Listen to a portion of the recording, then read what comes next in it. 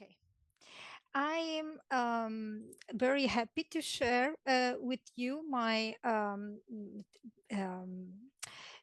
my work, and I just want to make clear that it's not a work I did just myself.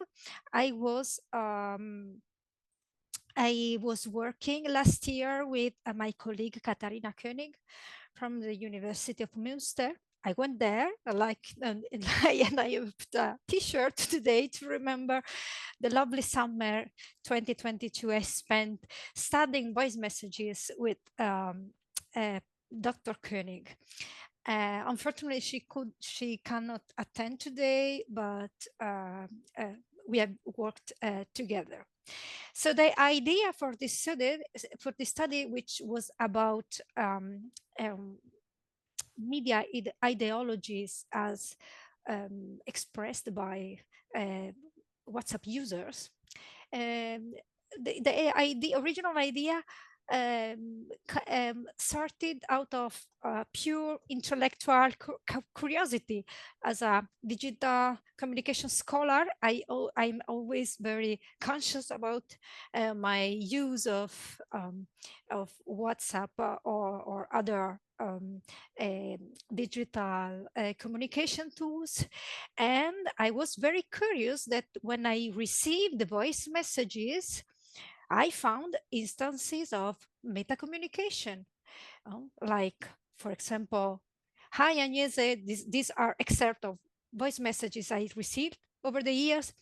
Hi Agnese, I'll answer you over here. It's easier that way," or "I'll tell you better by talking because I don't have time right now," or "Hi Agnese, sending a voice message while walking, context with my glasses off, and I answer you like this as I'm about to head out." So I was curious why people are um, apologizing or explaining that they are using um, a specific mode which is available on the application. And talking with Katarina, who is really an expert on voice messages and on digital conversation analysis, we understood that these are accounts of the actions people are taking.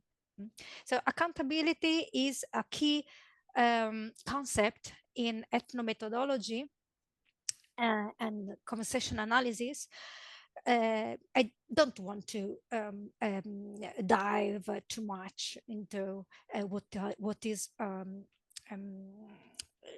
the literature, but just to get you acquainted with the concept. So we usually behave socially following certain rules. And when we don't follow these rules, we account for breaking some social rules. And we do so not only in concrete behavior, but also when in social actions. So, for example, I can, if someone ask me a question, I can tell them, why aren't you answering me? Why don't you answer me? Because we understand that a question needs an answer. So it's a rule. Uh, it's adjacent pair. A a question needs an answer. If we don't provide an answer, then the question, then we account, or we apologize, or we explain why. And so we wanted to analyze this kind of accounts in voice messages. I guess I don't need to explain what voice messages are. Voice messages are um, short recordings that we sent through WhatsApp, and they were available since early August 2013, so before WhatsApp was purchased by Facebook. And they were introduced, as we can see in the slide, like a tool to make keeping in touch easier. No substitute for hearing the sound of a friend or family member's voice. So this is how WhatsApp itself introduced voice messages back in 2013. And in the website, in the frequent answer questions, explaining how voice messages use.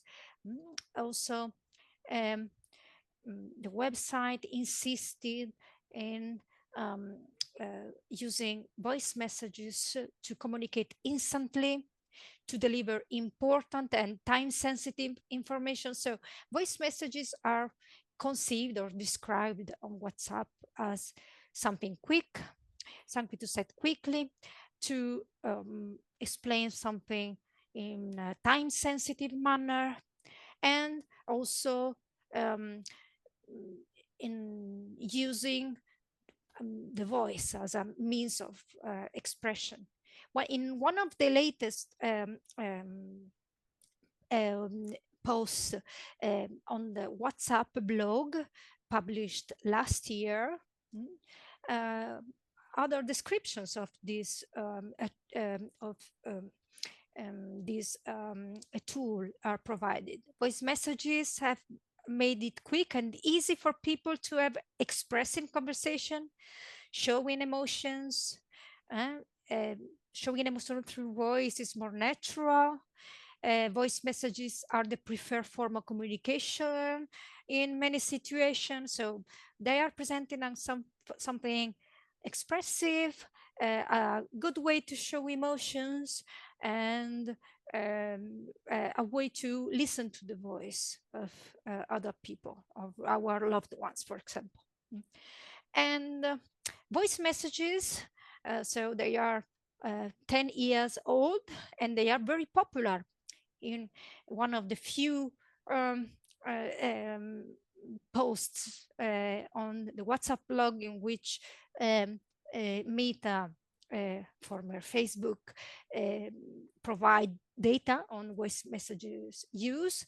They told that 7 billion voice messages are sent daily on WhatsApp, which is impressive.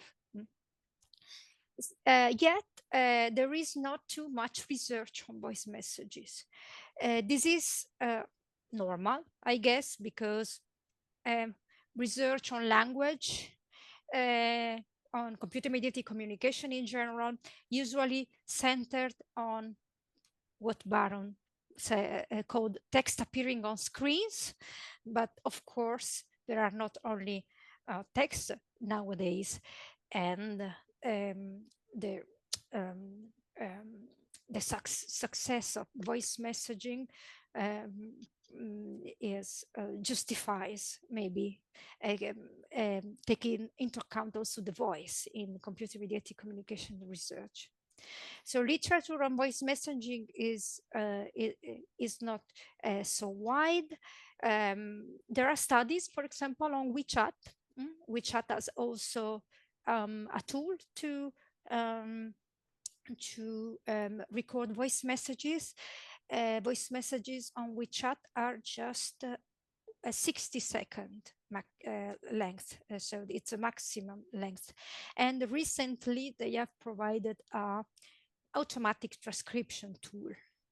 So people can send voice messages and the reader can automatically transcribe it rather than listening to it. Much of research on voice messaging on WhatsApp was carried out by my colleague, Katarina Koenig, and some other collaborators. And last year was a very interesting chapter on media ideologies concerning video, the alternating videos and voice with text on Skype and on WhatsApp, was published by Bush and Sindoni. And they analyzed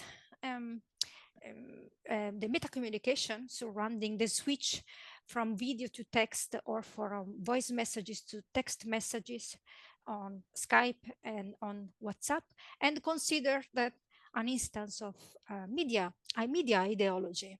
So media ideology are um, the beliefs and values people express about a medium. It is usually reflected in users' meta communication. I know that many of the members of this group are um, specialists in language ideologies, so media ideologies as very similar to some extent. And we also talk about semiotic ideologies, and but media ideology refer to how people believe one a medium should be used.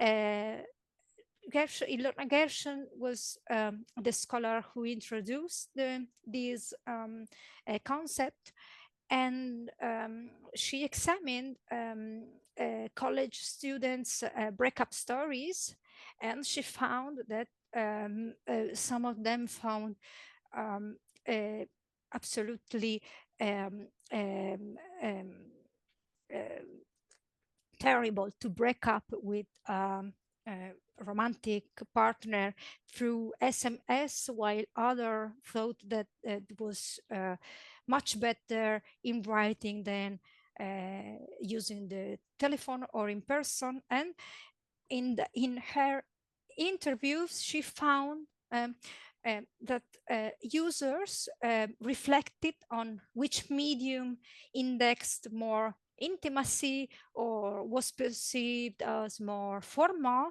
and how users switched from one medium to another upon ending their relationships. So the concept of media ideology is not new, but we apply it to WhatsApp voice messages. It's not even new to think about media ideology regarding not only the switch, the change from text to voice, but also regarding other voice recording technologies. We found accounts and media ideology expressed, for example, in messages left on answering machines, in telephone interactions. Usually the presence of the answerer is preferred, and LITHME found analyzing a corpus of answering machine messages that using an answering machine is accountable. So this is why a message on an answering machine is always introduced by a rationale for not reaching the owner of the answering machine. So LIDI studying this kind of account,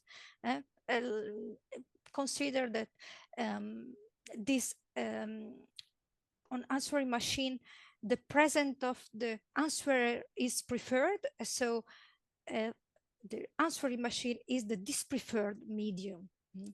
And to some extent, it is the literature on answering machine and other voice recording technologies is useful to understand what happens on voice messages, or to understand the voice messages I received, including some kind of justification or accounts. Answering machines are similar in voice message to voice messages in that they are oral, asynchronous. There is no turn taking, and there is a certain dialogicity, but not a real dialogue. We users on voice messages and also on answering machine telephone, they can ask questions, although they know that the other person is cannot respond. But they are also different, because the answering machine was contrived to place. It was on the landline telephone. The telephone allowed only the oral mode, and the recording usually had a predefined length, a duration, while voice messages are available on the mobile phone. They are with us, and affordance we have with us at any moment, and or anytime we carry our mobile phone with us. And users can choose the posting mode. We can choose the text, we can choose a photo, a video, and users also, at least on WhatsApp, not on other platforms, can decide the length of the message. They can decide to send a very quick or a voice note or a very long one. So to go back to our study, so we wanted to know what accounts in voice messages tell us about WhatsApp users' media ideologies, which is also the title of my presentation. And we worked with two corpora of voice messages. Of course, Katarina had a very large private corpus of voice messages. She has studied voice messages since 2016, and her corpus was composed by 1064 voice messages. And mine, I started compiling mine 1.5 years ago, and I had just 251 voice messages. But we combined, we completed our analysis with analysis of text messages, WhatsApp text messages from the MoCode database, written open access corpus available in Germany, and the Mesa corpus, which was compiled by the University of Seville and is also open access corpus. We want to analyze both the text and the voice because sometimes these forms of meta communication were expressed in writing and not just in the voice messages. So our method was included like 3 steps. At first, we found instances of meta communication regarding voice messages. At first, we wanted to focus just on explicit accounts, like the ones I presented in the first slide, such as sorry for sending you a memo, or I'll tell you by speaking because I'm working on the street, but they were really rare. Meta communication in general is rare, but it's precious. So we opened up a bit our analysis to mentions to recordings, to recording a voice message, or to listening to it. We coded the content and we found some patterns in the data. So explicit accounts were the ones like, I'm just recording a voice message as I'm too lazy to type, for example. And we analyze recording practices such as, I just make a recording for you briefly, so telling about a recording, or mentions to listening, like in a text message, reading, I'll check the memos later, I'm out right now. So these are the kind of meta communication we focused our analysis on. And then we coded using a kind of journalistic approach. We use it who, what, or the type, explicit, meta communication on recording, on listening, who, if the sender of the voice message or the receiver was the one accounting for the using of the voice or for the recording or listening to it, which mode, in voice or in text, and where. Of course, in voice is within the voice message, but the text is just before or after the voice message. And in our analysis, in the results, we focused on the position of the account, the where, because we found different interactional patterns, and these interactional patterns gave us clues on the media ideologies of the users. So we analyzed what kind of accounts are placed before a recording, the type of accounts placed within the recording are completely different. After the recording also are completely different, and the accounts given by the listener are another category. So the position gives us clues on the type of ideologies expressed. So let's go before the recording. Usually are senders. Senders announce a mode switch in a text message right before recording a memo, or some time before recording a memo. I put an example in the slide from my own voice messages. I'll send you a voice memo later to tell you, because it was so interesting. So a person is on a museum. The exhibition is really interesting. She's typing messages, but she announces a voice memo later, a later voice message. These kind of accounts are rare. We found 14 in writing and 16 within the voice messages. And in the voice messages, but as I say, metacommunication is rare, rare per se. And we found accounts or instances of metacommunication, or the category of metacommunication we consider within the recording. For example, at the beginning of the voice message, we usually found why people are voice messaging. So I'm sending you a voice message because I'm too lazy to type, for example, is the kind of metacommunication we could use at the beginning of the voice message to explain our mode switch. And within the recording, we also found apologies for long messages at the end of the voice message. So, for example, one of my informants at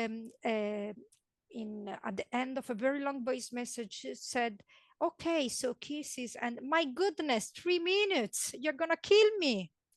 So in this case, users are aware that a voice listening to a voice message is time consuming for the listener, and reading it, it's much quicker. And this also gives us clues on how the use of voice messages is not so quick as described on the website. It's not always for time sensitive information, as the frequent adverb question on the website indicated, but also for extensive telling. And after the voice message, we found like some postscript, like apologies for the voice note, my bad for the voice notes, I'm just cooking lunch, or apologies for sending very long voice messages, but also in texting. And it was usually the sender who sent this kind of voice messages. And after, listener comments, by contrast, were usually expressed by right after a voice message was sent, to indicate that a person, the receiver, cannot listen to a voice message immediately. So like, I listen to it later, I'm in class. This shows that to some extent users still have the expectation of the timely reply, although they know that really voice messages is asynchronous and it needs time and attention but from the listener, but the expectation is usually a reply, an immediate reply. Mhm. So to sum up, so wrap up a bit what I have told you, accounts are usually rare. So this shows us that voice messaging is a legitimate practice. It's common, but there are no accounts of the use of text, of the use of picture, of other kinds of mode switch. So voice messaging, voice messages are legitimate, but not the default mode. Mm. And the insights our accounts had on the users' media ideologies is that voice messages are considered better for certain actions like telling or explain, like telling, for example, how good was the exhibition in the museum.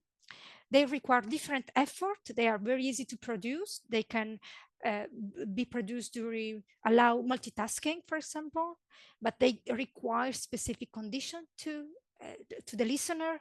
For example, being not being in class or have time to pay attention to the recording, and they always require different time and attention. We are left with more questions than those we have answered. Of course, one of the question we have is, does voice messaging evolve with use? So how much people account? So do people account for the first time they send a voice message and then to the same user they seem to be allowed to use voice messaging? Are WhatsApp users, for example, apologizing less now that voice messages are quite common? Do users accommodate to each other mode?